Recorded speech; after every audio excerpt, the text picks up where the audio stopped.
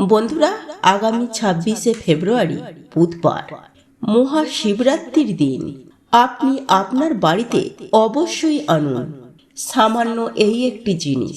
তাহলে দেবাদিদেব মহাদেবের কৃপায় আপনার সংসার যেমন সুখ শান্তি সমৃদ্ধিতে ভরপুর হয়ে উঠবে, ঠিক তেমনি টাকা আসবে ঝড়ের বেগে। হ্যাঁ বন্ধুরা, আপনারা একেবারে ঠিকই শুনেছেন। বন্ধুরা, এই পবিত্র ফাল্গুন মাস হলো দেবাদিদেব মহাদেবের মাস। আর এই মাসে হিন্দু সনাতন ধর্মের মহিলারা ও বিবাহিত মহিলারা স্বামীর মঙ্গল কামনার্থে দেবাদিদেব মহাদেবের মাথায় জল নিবেদন করে মহাশিবরাত্রির ব্রত পালন করে থাকেন। এছাড়াও অবিবাহিত মহিলারাও কিন্তু শিবের মতো স্বামী পাবার আশা এই পবিত্র মহাশিবরাত্রির ব্রত পালন করে থাকেন।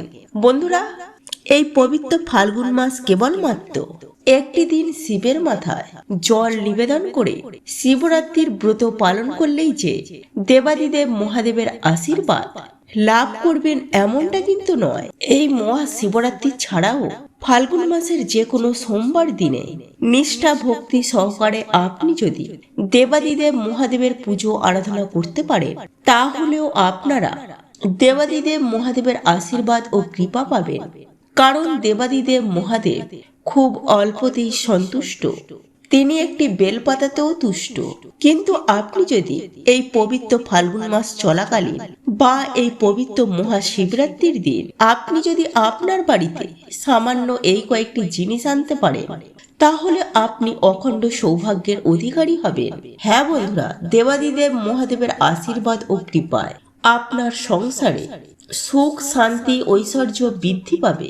ঠিক তেমনি আপনার বাড়িতে থাকা সমস্ত নেগেটিভ এনার্জি তা খুব দ্রুততার সঙ্গে দূর হয়ে যাবে।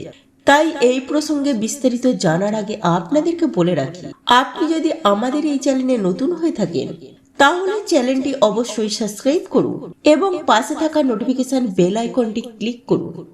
কারণ আমি বিভিন্ন প্রকার তন্ত্র মন্ত্র বশীকরণ, টোটকা, বাস্তু টিপস, জ্যোতিষ শাস্ত্র, পুজো আরাধনা এবং ব্ল্যাক ম্যাজিক করা নিয়ে নিত্য নতুন ভিডিও আপলোড করে থাকি, যা প্রয়োগ করার মাধ্যমে আপনার জীবনে থাকা সকল প্রকার সমস্যার সমাধান হয়ে যাবে। চলুন এইবার মূল আলোচনায় প্রবেশ করা যাক। তবে মূল আলোচনায় প্রবেশ করার আগে আপনারা যদি প্রভু শিবের একনিষ্ঠ ভক্ত হয়ে থাকেন এবং দেবাদিদেব মহাদেবের আশীর্বাদ ও কৃপা পেতে চান, তাহলে ওম নমঃ শিবায়, হর হর মহাদেব লিখে কমেন্ট অবশ্যই করবেন। দেখবেন দেবাদিদেব মহাদেবের আশীর্বাদের হাত আপনার এবং আপনার পরিবারের সঙ্গে সাথে থাকবে। বন্ধুরা, আমি সবার প্রথমে যে জিনিসটি আপনাকে গৃহে আনার কথা বলবো, তাহলে একটি ছোট কালো শিবলিঙ্গ। হ্যাঁ বন্ধুরা, আপনারা একেবারে ঠিকই শুনেছেন, ভুলেও সাদা শিবলিঙ্গ বাড়িতে আনবেন না। তাই কালো রঙের যে কোনো শিবলিঙ্গ ফাল্গুন মাসের যে কোনো দিন তথা মহাশিবরাত্রির দিন আপনি আপনার বাড়িতে এনে যদি ওই শিবলিঙ্গের মাথায় মহাশিবরাত্রির দিন জল নিবেদন করে অভিষেক ঘটাতে পারেন, তাহলে আপনি প্রচুর পরিমাণে যেমন পূর্ণ লাভ করবেন, ঠিক তেমনি বহু জন্মের কৃতকর্মের পাপ থেকেও আপনারা সুনিশ্চিতভাবে মুক্তি পেয়ে যাবেন। এক কথায় বলতে গেলে আপনারা অখণ্ড সৌভাগ্যের অধিকারী হবেন। বন্ধুরা, আপনাদের যদি একান্তই ইচ্ছে হয় বাড়িতে সাদা শিবলিঙ্গ রাখার, তাহলে আপনি সেটিকে কিনে এনে আপনি কিন্তু বাড়িতে না রেখে বাড়ি থেকে কিছুটা দূরে যে কোনো শিব মন্দিরে রেখে আসতে পারে। কারণ বন্ধুরা, বাড়িতে সাদা শিবলিঙ্গ রাখলে বাড়িতে অমঙ্গল হয় বলেই শাস্ত্রমতে মনে করা হয়। বন্ধুরা, যদি আপনার বাড়িতে যদি কালো শিবলিঙ্গ থেকে থাকে, তাহলে সেক্ষেত্রে আমি আপনাদেরকে এটাই বলবো যে আপনারা একটি শিবলিঙ্গ অবশ্যই কিনে আনুন। তবে বন্ধুরা, দুটি শিবলিঙ্গ পাশাপাশি ভুল করেও রাখবেন না। বন্ধুরা, যেখানে আপনাদের পুরানো শিবলিঙ্গটি রয়েছে সেই স্থানে নতুন শিবলিঙ্গটিকে স্থাপন না করে বাড়ির অন্যান্য কোথাও স্থাপন করে এই পবিত্র ফাল্গুন মাস চলাকালীন প্রত্যেকটি সোমবার এবং মহাশিবরাত্রির দিন দেবাদিদেব মহাদেবের পুজো আরাধনা করুন এর ফলে দেবাদিদেব মহাদেবের আশীর্বাদ ও কৃপা আপনারা সুনিশ্চিতভাবে পাবেন। বন্ধুরা, এরপর দ্বিতীয় যে জিনিসটি আনার কথা বলবো তা হলো ত্রিশূল। হ্যাঁ বন্ধুরা, দেবাদিদেব মহাদেবের হাতে যে ত্রিশূল সদা সর্বদাই আমরা দেখে থাকি, কারণ দেবাদিদেব মহাদেবের অত্যন্ত প্রিয় একটি বস্তু হলো এই ত্রিশূল। তাই বন্ধুরা, এই ফাল্গুন মাস চলাকালীন মহাশিবরাত্রির দিন যদি কোনো ভক্ত একটি ছোট ত্রিশূল কিনে এনে দেবাদিদেব মহাদেবকে নিবেদন করতে পারেন এবং তারপরে যদি সেই ব্যক্তির মনস্কামনা জানান, তাহলে দেবাদিদেব মহাদেবের আশীর্বাদে সমস্ত রকমের মনস্কামনা বা মনোবাসনা সমস্ত ইচ্ছা পূর্ণ হবে। বন্ধুরা, একই সাথে আপনাদেরকে জানিয়ে রাখি, যদি আপনাদের পক্ষে সম্ভব হয় তাহলে আপনারা একটি ছোট রূপোর কিংবা তামার ত্রিশূল বাড়িতে কিনে আনার চেষ্টা করুন। আর বন্ধুরা, সেটাও যদি আপনারা না পারেন তাহলে অন্তত পক্ষে একটি ছোট লোহার ত্রিশূলও বাড়িতে কিনে আনতে পারেন। তবে বন্ধুরা, লোহার ত্রিশূল কেনার ক্ষেত্রে আপনারা এই পবিত্র ফাল্গুন মাস চলাকালীন যে কোনো সোমবার দিন বা মহাশিবরাত্রির দিন কিনে আনবেন। ভুল করেও শনিবার মঙ্গলবার কিনে আনবেন না। বন্ধুরা, সোমবার দিন আপনি যদি আপনার বাড়িতে ত্রিশূল কিনে আনতে পারেন তাহলে সেটা অত্যন্ত ভালো। কিন্তু আপনাদের পক্ষে এখন যদি নাও সম্ভব হয় তাহলে মহাশিবরাত্রির পরেও আপনারা ছোট্ট একটি ত্রিশূল কিনে আনতে পারেন। এর ফলে আপনার সুফল মিলবেই মিলবে।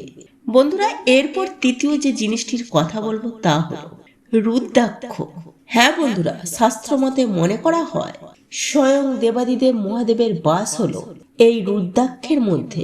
তাই বন্ধুরা, ফাল্গুন মাসের যে কোনো দিন তথা মহাশিবরাত্রির দিন বাড়িতে যদি একটি রুদ্রাক্ষ কিনে আনতে পারে তাহলে বাড়ির সুখ শান্তি ও সমৃদ্ধি বৃদ্ধি পাবে দেখার মতো। তবে বন্ধুরা, যদি কোনো ব্যক্তি রুদ্রাক্ষ ধারণ করতে চান তাহলে অবশ্যই কিন্তু তিনি এই ফাল্গুন মাস চলাকালীন যে কোনো একটি দিনে ধারণ করতে পারেন, তাহলে সেই ব্যক্তি প্রচুর পরিমাণে সুফল লাভ করতে পারবেন। এছাড়াও বাড়িতে একটি রুদ্রাক্ষের মালা অর্থাৎ 108টি রুদ্রাক্ষ দিয়ে একটি মালা আপনি আপনার বাড়িতে কিনে আনুন এবং ফাল্গুন মাসের প্রতিটি দিন সন্ধ্যাবেলায় দেবাদিদেব মহাদেবের সামনে বসে হাতে রুদ্রাক্ষের মালা নিয়ে 108 বার ওম নমঃ শিবায় এই মন্ত্রটি জপ করতে কখনোই ভুলবেন না। এছাড়াও আপনারা একটি রুদ্রাক্ষ কিনে এনে দেবাদিদেব মহাদেবের চরণে অর্পণ করুন এবং ফাল্গুন মাসের প্রত্যেকটি সোমবার দেবাদিদেব মহাদেবের পুজো আরাধনা করার সাথে সাথে ওই রুদ্রাক্ষটিরই পুজো আরাধনা করুন। বন্ধুরা, এরপর চতুর্থ যে জিনিসটির কথা বলবো তা হলো রূপোর তৈরি বেলপাতা। হ্যাঁ বন্ধুরা, আপনারা একেবারে ঠিকই শুনছেন। বন্ধুরা, আপনারা প্রত্যেকেই জানি যে দেবাদিদেব মহাদেবের অত্যন্ত প্রিয় একটি পাতা হলো বেলপাতা। আর এই বেলপাতাতেই দেবাদিদেব মহাদেব অত্যন্ত সন্তুষ্ট। সামান্য দুধ, গঙ্গা জল ও বেলপাতা নিবেদন করলে মহাদেবের কৃপাধন্য লাভ করা যায়। তাই তো বলি বন্ধুরা, এই পবিত্র ফাল্গুন মাসের যে কোনো দিন নতুবা মহাশিবরাত্রির দিন একটি রূপোর বেলপাতা বাড়িতে কিনে আনুন।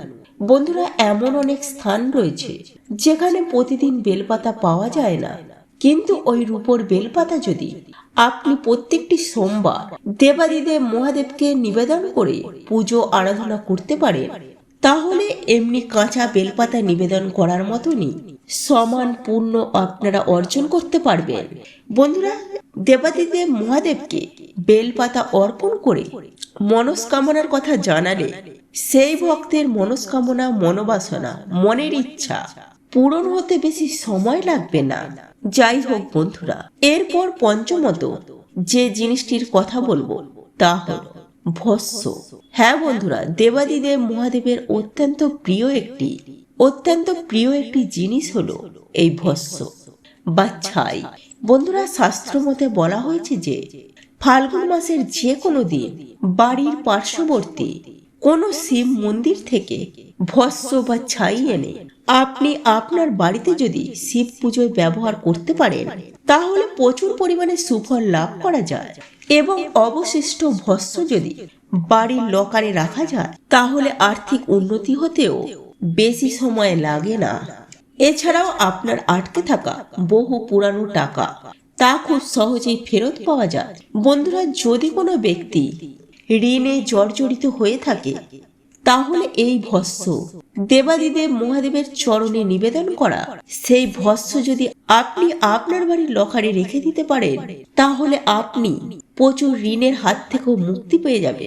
বন্ধুরা, সর্বশেষ আমি যে জিনিসটির কথা বলবো সেটি হলো গঙ্গা জল ভর্তি একটি তামার ঘটি। হ্যাঁ বন্ধুরা, আপনারা একেবারে ঠিকই শুনেছেন। বন্ধুরা, দেবাদিদেব মহাদেবের অত্যন্ত প্রিয় হলো এই গঙ্গা জল। বন্ধুরা, এই গঙ্গা জল দেবাদিদেব মহাদেবের জটায় ধারণ করে রেখেছেন। বন্ধুরা, এই গঙ্গা জল দিয়ে শিবকে অভিষেক করলে প্রচুর পরিমাণে দেবাদিদেব মহাদেবের আশীর্বাদ লাভ করা যায়। তাই এই মহাশিবরাত্রি ছাড়াও ফাল্গুন মাসের যে কোনো দিন বাড়িতে যদি গঙ্গা জল আনতে পারেন তাহলে বাড়িতে থাকা সমস্ত নেগেটিভ শক্তি সুনিশ্চিতভাবে দূর হয়ে যায়। আর এই গঙ্গা জল আপনারা যদি কোনো তামার পাত্রে নিয়ে আসেন তাহলে বাড়ির মধ্যে অত্যন্ত পরিমাণে পজিটিভ শক্তি প্রবেশ করতে শুরু করে। বন্ধুরা, এই পবিত্র ফাল্গুন মাস চলাকালে তামার ঘটিতে করে গঙ্গা জল এনে সেই গঙ্গা জল দিয়ে আপনি প্রত্যেকটি সোমবার দেবাদিদেব মহাদেবের অভিষেক ঘটান তাহলে দেখবেন আপনার জীবনে থাকা সমস্ত প্রকার দুঃখ, কষ্ট, জ্বালা, যন্ত্রণা, দারিদ্রতা, রোগ ব্যাধি সুনিশ্চিতভাবে দূর হয়ে যাবে। থাকবে না আর অর্থাভাব এবং দেবাদিদেব মহাদেবের আশীর্বাদে আপনারা যা চাইবেন আপনারা তাই পাবেন। তো এই ছিল আমাদের আজকের ভিডিওটি কেমন লাগলো তা কমেন্ট করে অবশ্যই নিজের মতামত জানাবেন। ভালো লেগে থাকলে অবশ্যই একটি লাইক করবেন। কমেন্টে ভক্তি, ভালোবাসা ও শ্রদ্ধার সহিত জয় মা লক্ষ্মী দেবীর জয় বা জয় শ্রীকৃষ্ণ রাধে রাধে একটি বারের জন্য হলেও লিখে যাবার জন্য অনুরোধ জানাচ্ছি। আর আপনি যদি আমাদের চ্যানেলে নতুন দর্শক হয়ে থাকেন তো বিশেষভাবে অনুরোধ করব চ্যানেলটি অবশ্যই সাবস্ক্রাইব করে পাশে থাকা নোটিফিকেশন বেল আইকনটি অন করে রাখবেন। তাহলে সকলে সুস্থ থাকুন, ভালো থাকুন পরম করুণাময় ঈশ্বরের অশেষ কৃপায়। তো আবারও কথা হবে আপনাদের সাথে নতুন কোনো ভিডিওর বিষয় নিয়ে।